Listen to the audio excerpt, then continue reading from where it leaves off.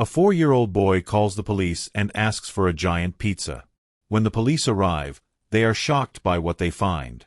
It was a cold winter night, and the strong wind made the trees shake violently. The clock struck exactly midnight when the emergency center phone rang. Elisa, the operator on duty, was used to the nightly routine. With her 15 years of experience, she took all kinds of calls, but she never imagined that this night would be different. She put on her headset and answered calmly as usual. Emergency center, good evening. On the other end of the line, a child's voice made her sit up straighter. It was a shaky, shy voice, but at the same time, very determined. Hi, Aunt. Can you bring me a giant pizza? Elisa frowned, trying to understand the situation. But soon, the child spoke again. I'm really hungry. I haven't eaten properly in 3 days. I've only had water from the bathroom sink. Those words made Elisa's heart tighten. She knew something was wrong. Her experience alerted her to the small signs indicating a dangerous situation. The child's tone, the vague description of the house, the lack of food.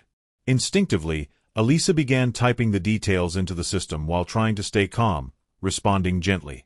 What's your name, dear? Where are you? My name is Liam. I'm 4 years old, the boy replied, his voice now noticeably weaker. Mom and Dad have been sleeping for a long time. They don't wake up when I call them. I tried to make food, but I can't reach the stove, and the fridge is empty. With the response, Elisa quickly signaled to the officers. The call's address was traced, and officers Rachel and James were dispatched immediately. During the process, Elisa kept Liam on the line, trying to calm him down and distract him from what was likely a much more serious situation than it initially appeared. Meanwhile, Rachel and James arrived at the location at 3 minutes and 53 seconds. Liam's house was in a deplorable state. Broken windows were covered with pieces of cardboard and old newspapers, and the yard was filled with trash. An old, rusty bicycle lay forgotten on the ground, neglected, a symbol of a lost childhood. Upon entering the house, the scene was even more disturbing. Liam's parents were unconscious on the couch, covered with dirty clothes and surrounded by used syringes. The smell of drugs and neglect filled the air. James immediately called for an ambulance while checking the couple's vital signs. Both were overdosed but still breathing. Rachel, her heart racing, began searching for Liam. She softly called his name, shining her flashlight into the dark corners of the house. The house was completely dark, except for a few cracks in the windows that let in a faint light from the street. The smell of mold and rotten food filled the air, as Rachel found more signs of neglect. Stacked dishes, broken toys, dirty clothes scattered across the floor. After a few minutes of searching, Rachel found Liam. He was curled up inside a small closet under the stairs, hugging his knees, trembling from the cold and fear.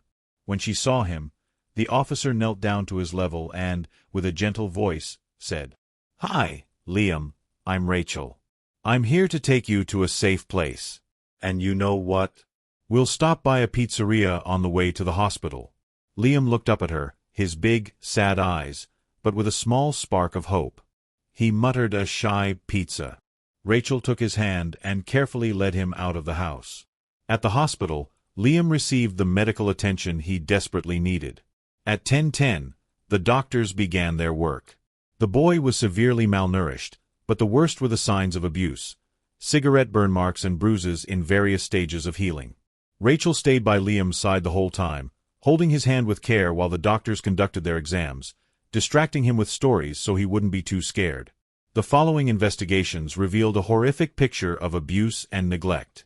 Liam's parents, who had been found unconscious at home, were involved in drug trafficking and used the social benefits they received to feed their addiction. Liam had no school records, his vaccinations were overdue, and he had never been taken to a doctor. He had been subjected to extreme violence and neglect, nothing more than a pawn in the hands of his careless parents. With the evidence in hand, the justice system decided that Liam would be removed from the home. His parents permanently lost custody.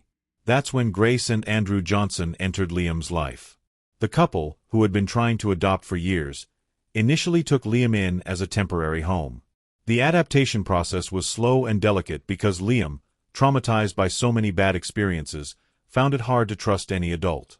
The first days were difficult.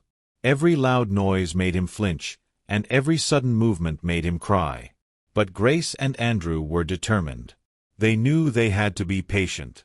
Grace, with her sensitivity, kept a nightlight on so that Liam wouldn't be afraid of the dark.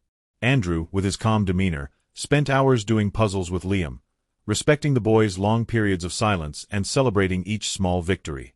Over time, Liam began to open up. He started to trust his new family and believed that things could be different. His transformation was remarkable. Liam's story deeply touched the local community. Neighbors, who had once been indifferent, began to get more involved with the reality of the children around them.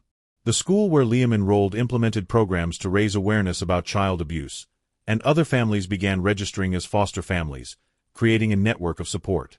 On Christmas Eve, Rachel visited the Johnsons to see how Liam was doing. When she arrived, she found the boy in a completely different setting. He was playing with a puppy, his early Christmas gift.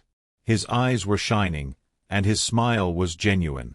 On the Christmas tree, a special ornament caught the eye, a papier-mâché pizza Liam had made at school.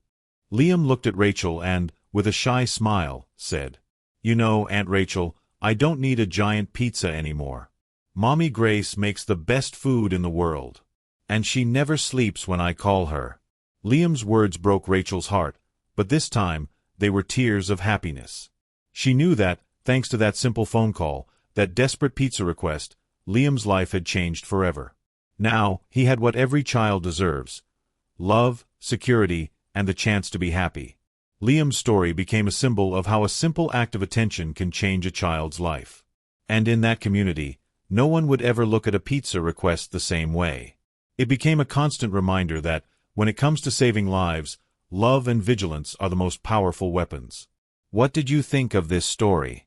Leave your like and subscribe to our channel so we can build a great community that shares inspiring stories. I'll see you in the next video. Until then.